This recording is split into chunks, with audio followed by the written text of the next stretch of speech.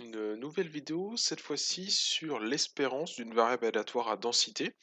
Donc dans cette vidéo, je vais me contenter de faire deux exemples pour expliquer comment est-ce qu'on montre qu'une variable aléatoire à densité admet une espérance et, si c'est possible, comment la calculer.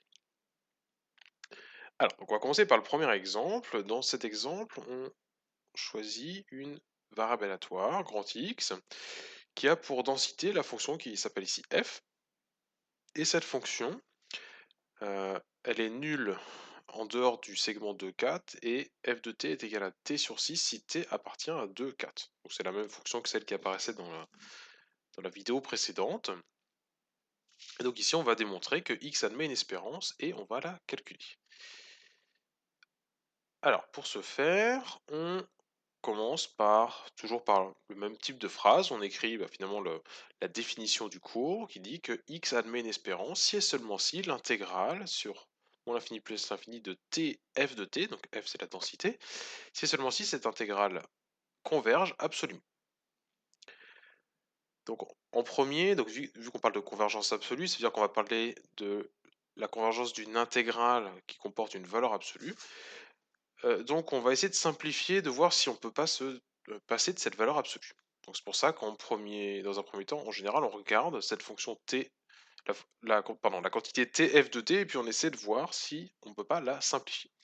Alors ici, il se trouve que c'est le cas, donc vu que f de t a une définition assez simple, il se trouve que t fois f de t va être égal à t au carré divisé par 6 si t est entre 2 et 4, et sinon ça va valoir 0. Donc on voit que pour toutes les valeurs de t, de manière assez évidente, pour tout t appartenant à R, t, f de t est positif, puisqu'on a soit une valeur nulle, soit un carré divisé par 6. Donc ça veut dire quoi? Donc ça veut dire que finalement, x admet une espérance si et seulement si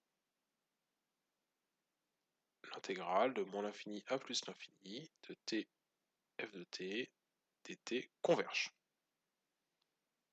On n'a plus qu'à étudier la convergence, non plus la convergence absolue de cette intégrale, puisqu'on vient de dire que en fait c'était la même chose. Voilà. Donc c'est bien c'est important de le dire, de le mettre en évidence, de bien expliquer qu'on a compris que ici la convergence de cette intégrale suffisait. Alors, donc on va étudier la convergence de cette intégrale, et il se trouve qu'ici on est dans un cas assez particulier, c'est pour ça que j'ai choisi cette fonction-là. Il se trouve que la fonction t qui a t associée f de t, comme on l'a dit, elle est nulle partout, sauf sur le segment 2,4. Alors du coup, on va pouvoir utiliser un argument. Alors, comme dans la vidéo précédente, ça ne va pas s'appuyer sur un résultat du cours parce que on n'a pas à notre disposition les outils pour bien justifier ce résultat. Mais ce qu'on peut dire, c'est que la fonction qu'on a étudiée là, donc à t associé t f de t, est nulle en dehors de 4, est continue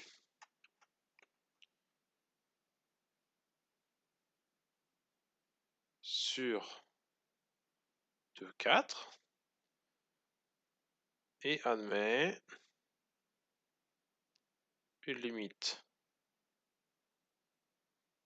finie à droite en 2 et une limite finie à gauche en 4. On a alors, on peut en déduire quoi? Donc c'est comme je l'avais expliqué dans la vidéo précédente, on peut en déduire que l'intégrale qui nous intéressait est convergente et finalement cette intégrale est égale à l'intégrale sur le segment 2,4 de la fonction en question. Donc le fait que la fonction dans l'intégrale soit nulle en dehors de 2,4 et qu'elle ait de bonnes propriétés de régularité sur le segment 2,4, donc elle est continue et en plus elle est elle admet des limites finies à gauche en 4 et à droite en 2, bah, ça fait que l'intégrale finalement doublement généralisée est convergente et qu'elle est égale à l'intégrale sur le segment de 4. Donc dans ce cas-là, on parle d'intégrale faussement impropre. Alors c'est un terme qui est bien mieux expliqué en deuxième année, mais pour l'instant on n'a pas les outils à notre disposition. On pourrait le faire, mais ça serait enfin, commencer une partie du programme de deuxième année, donc ce serait pas très intéressant. Et donc, ici, on peut se contenter de dire, bah voilà, ma fonction elle est nulle en dehors de ce segment-là. Sur le segment, elle a une bonne régularité, elle est continue, elle vérifie les propriétés de limite finie à gauche en 4 et à droite en 2. Donc dans ce cas-là, on peut dire que l'intégrale qui nous intéressait converge et qu'elle est égale finalement à l'intégrale sur un segment. Et ce qu'on a fait là, en fait, ça a rapproché un petit peu avec ce qu'on faisait lorsqu'on étudiait l'existence de l'espérance d'une variable aléatoire. Bah, vous vous rappelez que si la variable aléatoire était finie, c'était beaucoup plus simple parce qu'il n'y avait rien à justifier. Si la variable aléatoire était finie, on pouvait dire voilà, bah, directement, elle admet une espérance. Alors que lorsqu'elle était infinie, il fallait faire plus de choses. Il fallait parler de convergence de série. Bah, ici, pour les variables aléatoires à densité, quand la densité est nulle, sauf sur une partie, bah, finalement, il n'y a quasiment rien à démontrer pour démontrer que l'espérance existe. Donc ça correspond un petit peu, c'est un peu l'équivalent des variables aléatoires discrètes finies, euh, alors que pour les variables discrètes infinies, il y a besoin de faire plus de choses. Donc dans ce cas-là, en fait, c'est un cas pour lequel il y a besoin de justifier un petit peu, mais en fait, il n'y a pas beaucoup de justification à apporter. Finalement, l'intégrale généralisée n'en est pas vraiment une, et on a finalement à déterminer l'intégrale sur un segment. Donc si on reprend où on en était, on a justifié que l'intégrale de f de t sur moins l'infini plus l'infini converge, donc déjà on sait que l'espérance existe. Ainsi, x admet une espérance.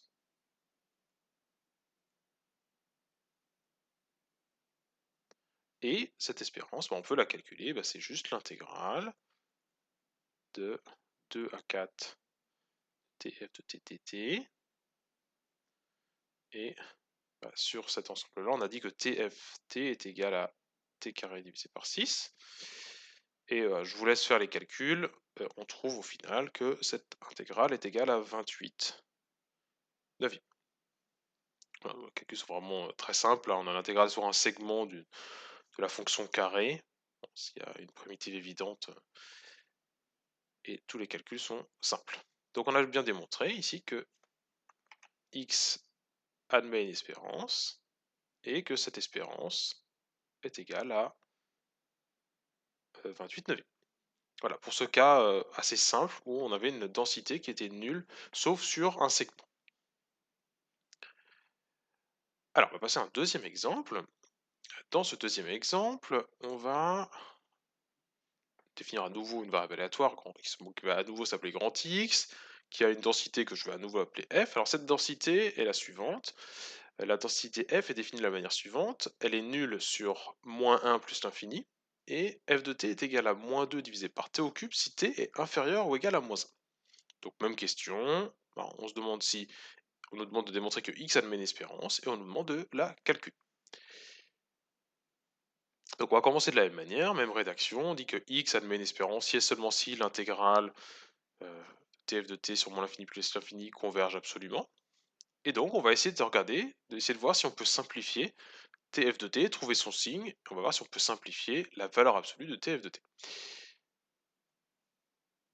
Alors, il se trouve qu'ici, tf t, la valeur absolue de tf t, ça va être 0, si t est strictement plus grand que moins 1, donc là il n'y a pas de... c'est pas compliqué. Vu que f est nul sur cet intervalle, sur l'intervalle moins 1 plus l'infini, bah, tft et a fortiori la valeur absolue de tft va être nulle. Et pour l'autre partie, donc là on va avoir la valeur absolue de moins 2 sur t au cube fois t. J'ai oublié le si t est supérieur ou égal à moins 1. C'est-à-dire, c'est pas, je me suis trompé, c'est si t inférieur ou égal à moins 1.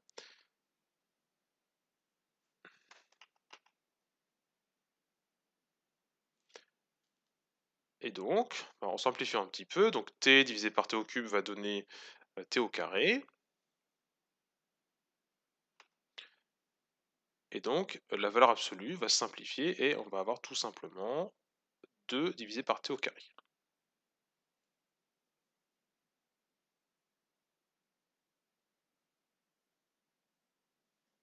Donc, t divisé par t au cube va donner 1 sur t carré, donc la quantité dans la valeur absolue va être moins 2 divisé par t au carré.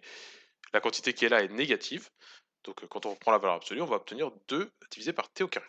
Donc, faut faire attention ici, finalement tf de t peut être négatif, donc tf de t est nul si t est plus grand, est strictement plus grand que moins 1, mais tf de t va être négatif si t est inférieur ou égal à moins 1. Donc on ne peut pas utiliser la même phrase que celle qu'on utilisait quasiment à chaque fois pour les variables aléatoires à densité.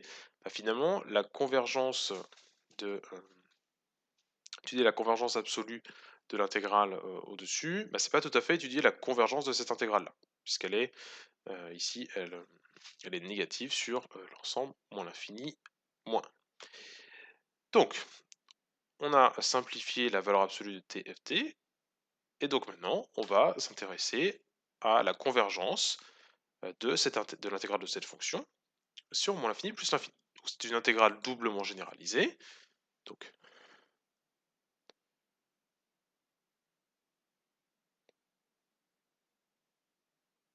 on va étudier la convergence de cette intégrale-là, avec la valeur absolue. Donc, premier point, on va s'intéresser à l'intégrale de moins l'infini à moins 1 de tft en valeur absolue.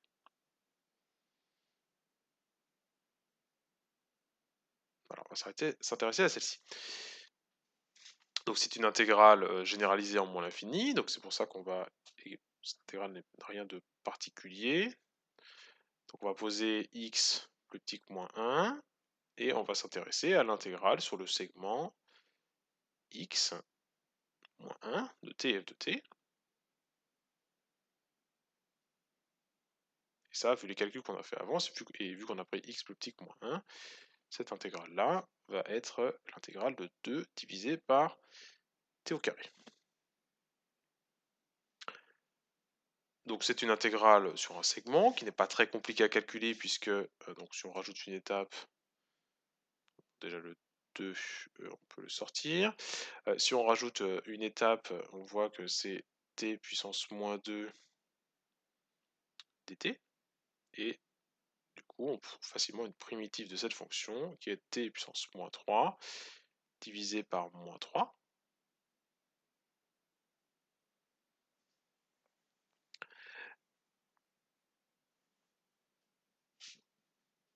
Et du coup, on va maintenant simplifier, évaluer en moins 1 et en x.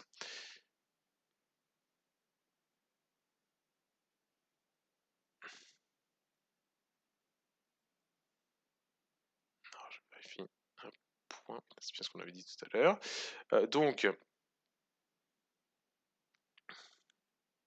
j'ai écrit une grosse bêtise, c'est pas ça du tout une primitive.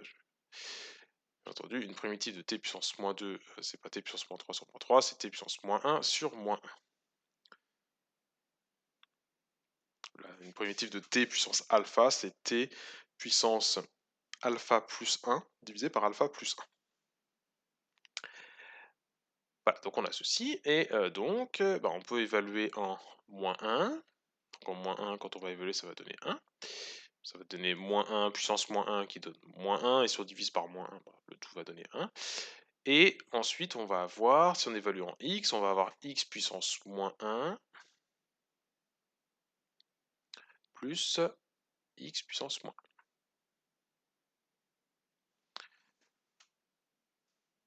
Voilà, et donc il ne reste plus qu'à faire tendre x vers moins l'infini. Quand x tend vers moins l'infini, x puissance moins 1, c'est-à-dire 1 sur x tend vers 0.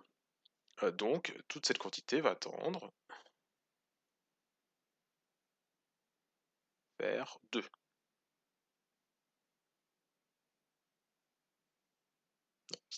C'est pas moins x, c'est x ici. T f de t, t est égal à 2. Et donc, on en déduit, donc on a fini le point 1, ainsi, et finalement on a presque terminé. L'intégrale de moins l'infini à moins 1, t f de t converge et vaut 2. Donc c'est le premier point important, donc on a déjà démontré ça, et après on va regarder ce qui se passe pour l'intégrale de moins 1 à plus l'infini. Ça va être le point 2. Donc on va s'intéresser à la nature de l'intégrale de moins 1 à plus l'infini de la valeur absolue de tf de t. Donc on se demande quelle est la nature de cette intégrale. Est-elle convergente? Est-elle divergente? Alors ici, ça va être très rapide, on aurait même pu commencer par ça parce que c'était le plus simple, puisque pour tout t plus grand que moins 1, tf de t est égal à 0, cette intégrale converge et vaut 0. Voilà, donc là, il n'y a pas grand-chose à dire. On a une fonction nulle, si on l'intègre, ça donne une intégrale convergente qui vaut 0. Donc ça va nous permettre de conclure. On va pouvoir en déduire que, donc si on donne des, peut-être pour bien clarifier les choses, on peut dire que ça on l'appelle 2. Pardon, c'était pas ici. Là, ça, ceci c'est 1. En rassemblant 1 et 2, on obtient que l'intégrale de moins l'infini à plus l'infini tf de t dt converge. Donc, x admet une espérance.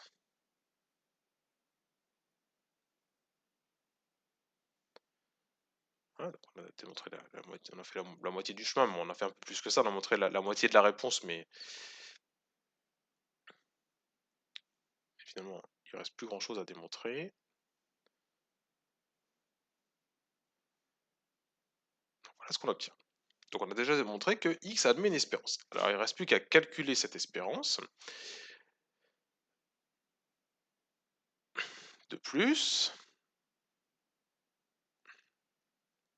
e de x est égal à l'intégrale de moins l'infini à plus l'infini de t f de t dt.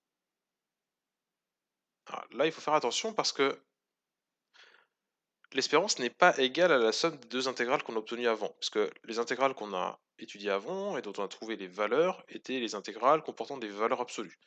Là, on veut une intégrale sans valeur absolue, donc il va falloir...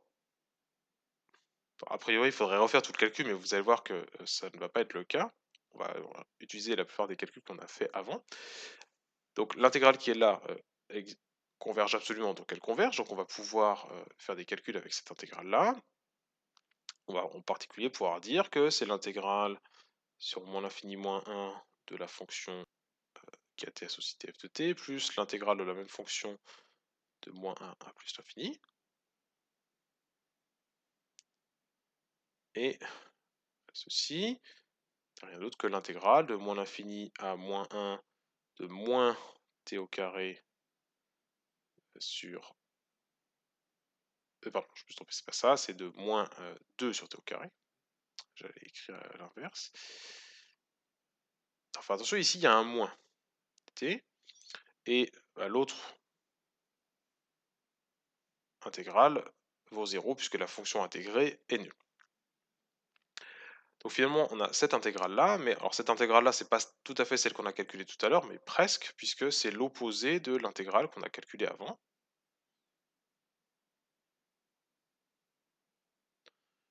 Et donc, on obtient que l'espérance de x vaut moins 2.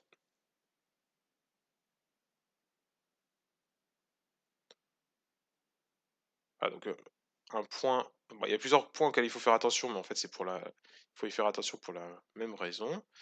Alors, c'est un petit peu trompeur avec les variables aléatoires discrètes. On avait toujours, oui, la série converge absolument si et seulement si elle converge. Et donc, on avait toujours, en fait, on étudie rarement vraiment la convergence absolue. Alors, faut faire attention pour les variables aléatoires à densité, c'est moins souvent le cas, il peut y avoir. Donc, c'est pour ça que j'ai pris cet exemple, hein. J'ai volontairement pris un exemple où justement, on avait besoin de regarder la convergence absolue de l'intégrale, vraiment de regarder la valeur absolue de la fonction qui était intégrée. Ce qui faisait que déjà on avait des choses un petit peu plus compliquées, des valeurs absolues, fallait faire un petit peu plus attention. Et deuxième point auquel il faut faire attention, et c'est pour la même raison, quand on conclut, quand on dit x admet une espérance et 2 plus l'espérance de x vaut ça, il faut faire attention, l'espérance de x n'est pas égale à la somme, n'est pas égale à 2 plus 0. Faire attention, il faut bien reprendre le calcul, c'est l'intégrale sans les valeurs absolues, donc ici ça va être l'intégrale la somme pardon, d'une première intégrale, qui se trouve être l'opposé d'une intégrale qu'on a calculée avant.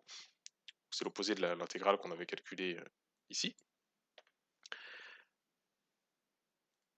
Et c'était la somme de l'opposé de cette intégrale et d'une intégrale qui était nulle. Donc on a refait des calculs, mais finalement on a pu servir des calculs précédents. Mais c'est moins direct. Ça pourrait être aussi le cas pour des variables aléatoires discrètes, mais c'est assez rare qu'on rencontre ce genre de situation. Donc voilà pour ces deux exemples. Donc le premier, on avait une densité qui était nulle sauf sur un segment. Donc dans ce cas-là, finalement, il y a peu de choses à dire pour justifier que l'espérance existe. Et dans le deuxième cas, donc ce qu'il faut faire attention, c'est ce que j'ai dit, il faut faire attention à bien regarder la convergence absolue et ne pas aller trop vite et dire ça converge absolument si et seulement si l'intégrale converge parce que la fonction dans l'intégrale est positive. Ça peut ne pas être le cas.